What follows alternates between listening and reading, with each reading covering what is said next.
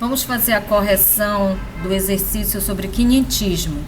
A primeira questão, texto 1. Andaram na praia quando saímos 8 ou 10 deles, e daí a pouco começaram a vir mais. E parece-me que viriam este dia à praia 400 ou 450. Alguns deles traziam arcos e flechas, que todos trocaram por carapuças ou por qualquer coisa que lhes davam. Andavam todos tão bem dispostos, tão bem feitos e galantes, com suas tinturas que muito agradavam. Então aqui nós temos no texto 1 um trecho da carta de Pero Vaz de Caminha. No texto 2 é uma obra de Portinari, é uma pintura, o descobrimento do Brasil. E nele nós podemos observar aí os índios olhando para a praia e percebendo a aproximação de uma caravela.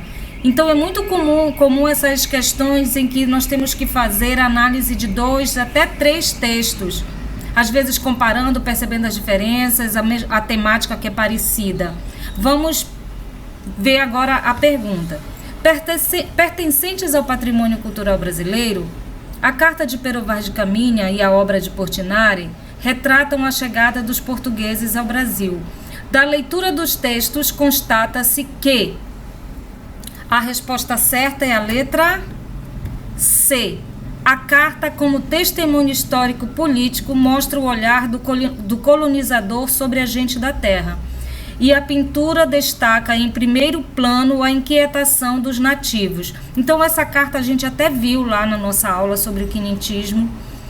Traz essas primeiras impressões do colonizador português com a mentalidade europeia, com a percepção europeia e com uma forte religiosidade e esse olhar sobre os habitantes da terra brasileira. E a tela, quando diz primeiro plano, é porque nós podemos perceber aqui na primeira imagem a presença dos índios. Em segundo plano, a gente vê ali as caravelas, né? E a curiosidade dos índios, que tinham uma vida completamente diferente dos portugueses. Então, a resposta certa aqui é a letra C.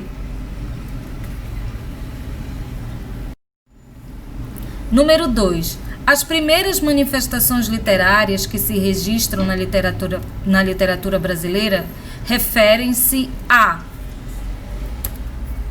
letra A, literatura informativa sobre o Brasil, né, na forma de crônicas, e literatura didática catequética, na obra dos jesuítas. Nós vimos que no quinhentismo não se pode falar de uma literatura do ponto de vista artístico. E mesmo que a obra, o primeiro documento que se tenha registro sobre o Brasil é a carta de Pero Vaz de Caminha, e há trechos assim, um tanto que a gente possa perceber uma poeticidade, mas não é considerado uma obra literária.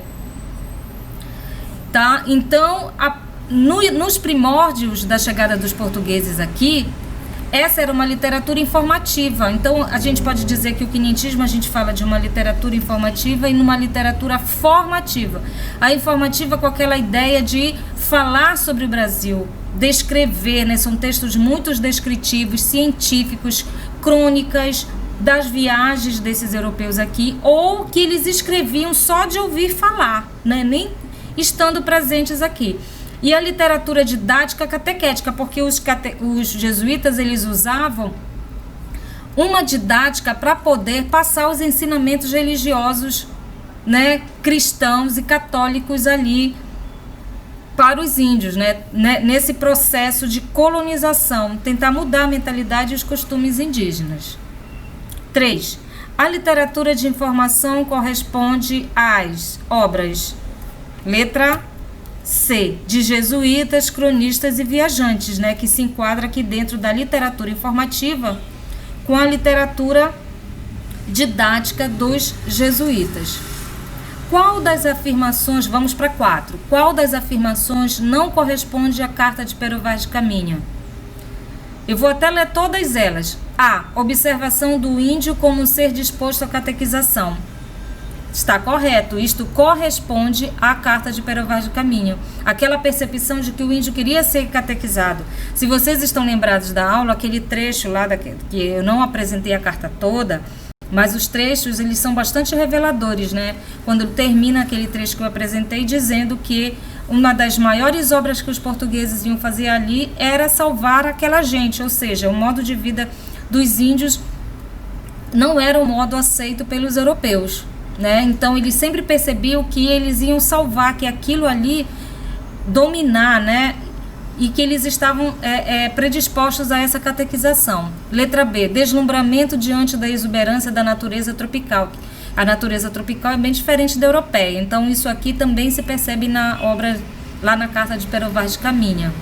C, mistura de ingenuidade e malícia na descrição dos índios e seus costumes. A gente até percebe ali que ele faz uma referência sobre as partes íntimas deles, então também corresponde aí. Composição sobre forma de diário de bordo, né? Porque a função dele era justamente essa, escrever. Então a resposta certa aqui, que é a errada em relação à carta de Pero Vaz de Caminha, é a E. Aproximação barrocas no tratamento literário e no lirismo das descrições. Nós ainda estávamos no quinhentismo, aqui menciona barroco, né? E não se pode falar ainda de estilos literários propriamente ditos no Brasil nesse período inicial. Então aqui é a resposta certa, que é errada em relação à carta de Pero Vaz de Caminha. 5. A literatura jesuíta nos primórdios de nossa história. O que é que queria a literatura jesuítica? A resposta certa é a letra C. Visa a catequese do índio, a instrução do colono e sua assistência religiosa e moral. Então, a catequização do índio já também ali a influência sobre o colono. Vocês devem ter estudado, né, em história, que a nossa colonização ela foi uma colonização de exploração. Então vieram para cá buscando ouro, buscando, no caso eles não encontraram de imediato, ou a primeira exploração que foi feita foi a do pau-brasil, né? Mas era uma colônia de explorar mesmo as riquezas, o que tinha valor na Europa, né? O ouro, a prata. Então não foi com essa percepção de uma colonização, de ocupação. E aí os jesuítas vieram para essa catequização dos índios, para instruir esse colono que se fixava aqui, que eles também consideravam um homem bruto, né? Trazer essa religiosidade para eles. A importância das obras realizadas pelos cronistas portugueses do século XVI e XVII é, sobretudo, documental. São textos muito importantes que foram, inclusive, utilizados como pesquisa para nós sabermos um pouco da nossa terra, mas, é claro, com aquele olhar crítico, porque nem sempre a percepção do português em relação ao índio, ela era uma percepção bastante preconceituosa, chegando ao ponto de até duvidar da humanidade, né? E a gente ainda vê resquícios disso hoje em dia, da humanidade do índio. Se ele poderia ser considerado um ser humano. E esses documentos também que foram muito importantes sobre a fauna, a flora brasileira, os primeiros mapas, né, que foram sendo feitos aqui também do nosso território, tem uma importância histórica, uma grande importância histórica, mas nós precisamos olhar com um olhar bastante crítico, né, sobre como essa percepção se dava, principalmente em relação aos costumes dos índios, né? E a questão da aculturação dos índios. 7. São características da poesia do padre José de Anchieta.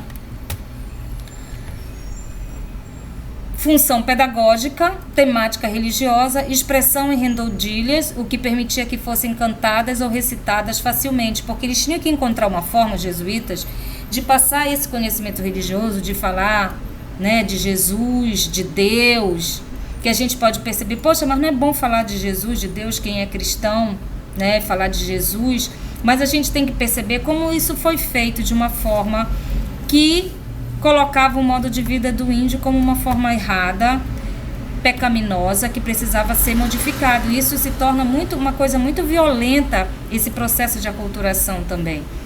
E para fazer isso, eles usavam de uma pedagogia, né, de uma estratégia, de uma didática. Então, eles criavam poemas, músicas, e cantadas e recitadas na língua dos índios também. Eles aprenderam, fizeram uma gramática, tiveram sim uma importância, os jesuítas, para o Brasil. É muito controverso o papel que eles tiveram aqui, apesar dessa aculturação, mas alguns falam também que, de certo modo, eles trouxeram uma certa proteção para os indígenas.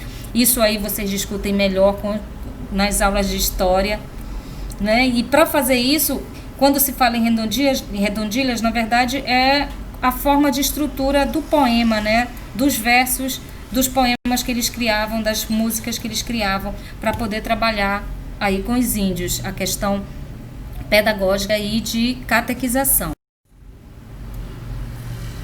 Leia a estrofe abaixo e faça o que se pede. Vamos ver aqui uma dessas músicas, né, desses poemas que eles criavam. Olha só esses 4 versos aqui. Dos vícios já desligados, nos pajés não crendo mais, nem suas danças, nem suas danças rituais, nem seus mágicos cuidados. Olha só como é bastante revelador o que o próprio índio tinha que entoar, dos vícios já desligados. Para o jesuíta, o vício é um modo de vida do índio.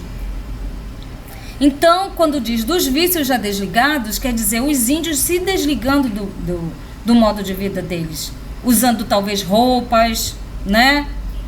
Não acreditando mais no pajé, que é aquela figura dentro das tribos que tem aquela função de sacerdote, mas também daquele que tem um conhecimento sobre ervas, sobre a cura, tudo isso dentro de rituais, né? Então, esse pequeno trecho aqui é bastante revelador acerca do papel que os jesuítas tiveram no Brasil. Assinale a verdadeira, considerando a estrofe acima pronunciada pelos meninos índios em procissão. E o próprio índio tinha que... Isso era procissão, né? Uma procissão, um movimento. Se a gente cria uma imagem desse momento, é o próprio índio entoando algo contra a sua própria cultura. Então, a resposta certa aqui é a letra A. Os meninos índios representam um processo de aculturação em sua concretude mais visível, como produto final de todo um empreendimento do qual participaram com igual empenho a coroa portuguesa e a Companhia de Jesus, porque isso tudo era de uma questão política, não era só um desejo cristão de poder ali, porque o índio ele também ele resistiu, ele combateu, ele lutou, ele guerreou. Então, se você consegue aculturar e trazer para si o pensamento desses índios, se tornaria muito mais fácil a colonização brasileira, né? Aquele que estava ali resistindo ia se tornar muito mais fácil para ele aceitar essa vinda dos portugueses aqui. Porque quando nós pensamos na colonização é muito violento. O Brasil já era ocupado, foi chegar e tomar e aculturar os povos que aqui viviam. O culto à natureza, característica da literatura brasileira, tem sua origem nos textos da literatura de informação. Assinale o fragmento da Carta de Caminha que já revela a mencionada característica. A resposta certa aqui é a letra C. Ela é também bastante descritiva, a Carta de Pero Vaz de Caminha, como é natural desses textos do período da literatura de informação, né?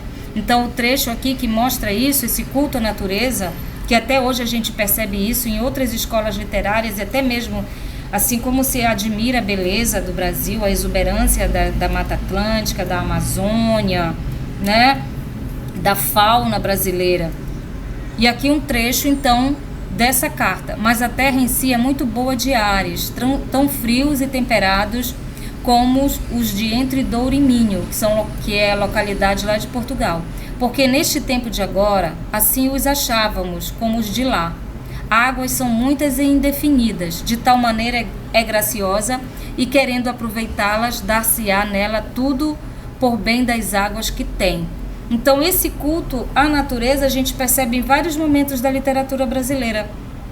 E a literatura desse período aqui do quinhentismo, se ela não tinha um valor artístico como das outras, mas serviu como fonte de pesquisa, principalmente do romantismo e do modernismo, nas próximas escolas que nós vamos ver. O quinhentismo, enquanto manifestação literária, pode ser definido como uma época em que há respostas certas aqui das três, apenas a 1 e a 3, né? 1. Não se pode falar ainda na existência de uma literatura brasileira, pois a cultura portuguesa estabelecia as formas de pensamento e expressão para os escritores na colônia. E a 3 também, a produção escrita se prende à descrição da terra e do índio ou a textos escritos pelos jesuítas, ou seja, uma produção informativa e doutrinária. Doutrinar é você fazer alguém seguir os seus próprios princípios, que era a ideia ali dos jesuítas, o que eles vieram fazer aqui no Brasil. Embora eles fundaram muitas cidades, ajudaram a criar escolas, desenvolver essa parte intelectual, porque se a gente não podia mais fugir de uma colonização, era algo que não haveria retrocesso, porque se não fossem os portugueses, teriam sido outros que invadiram aqui. Não estou justificando nenhuma colonização, nem a violência que foi praticada, não estou, mas a gente tem que olhar também que nesse processo de colonização eles tiveram essa importância, eles fundaram escolas também, e também criaram a gramática, a gramática ela já existe na própria língua, né, no próprio processo da língua, mas assim, uma gramática escrita da língua dos índios ali. Então, se coloca numa balança pontos positivos e negativos, já que essa colonização parecia inevitável, né?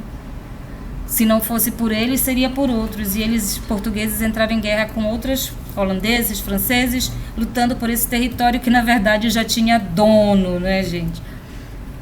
A 2 é errada. Se pode falar na existência de uma literatura brasileira, desculpa aí, gente, estou gaguejando muito, de uma literatura brasileira, porque ao descreverem o Brasil, os textos mostram um forte instinto de nacionalidade. Não se pode falar desse instinto de nacionalidade nem de uma literatura brasileira, por isso que a 2 está errada.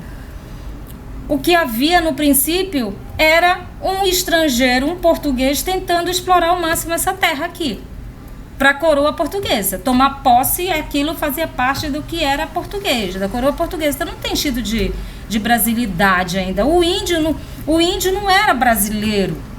Hoje a gente pode dizer indígenas brasileiros. Até esse termo índio, ele é muito questionável, né? Na verdade são nações que havia aqui. Tupinambá, Tupi, Guarani, ali os povos do Xingu, muitas etnias.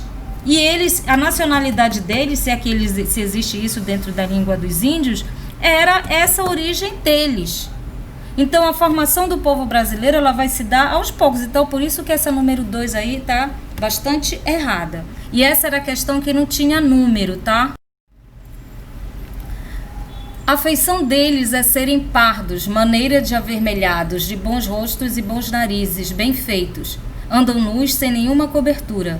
Nem estima nenhuma coisa a cobrir, nem mostrar suas vergonhas. Estão acerca disso com tanta inocência como têm em mostrar o rosto. Porém, a terra em si é de muito bons ares, e em tal maneira é graciosa que, querendo-o aproveitar, dar-se-á nela tudo, por bem das águas que tem. O texto acima apresenta fragmentos, letra C aqui, da carta de Pero Vaz de Caminha a El-Rei Dom Manuel, referindo-se ao descobrimento de uma nova terra e às primeiras impressões do aborígene, né? O aborígene são os indígenas. E assim, chegou, tomou posse e as terras pertencentes a Dom Manuel, porque tudo pertencia, era uma monarquia, pertencia ao rei Dom Manuel. E essa forma de colonização, como essas terras que eles tomaram posse, que eram dos índios, na verdade, que eles tomam posse, como eles se distribuem depois dessas terras, né? Como a monarquia se organiza e como essas terras foram distribuídas, e todo esse processo de colonização influi muito do que nós vivemos hoje, né? As consequências do que nós vivemos hoje, desses mais já de 500 anos de formação aqui do povo brasileiro. E a gente termina aqui com o exercício de quinhentismo.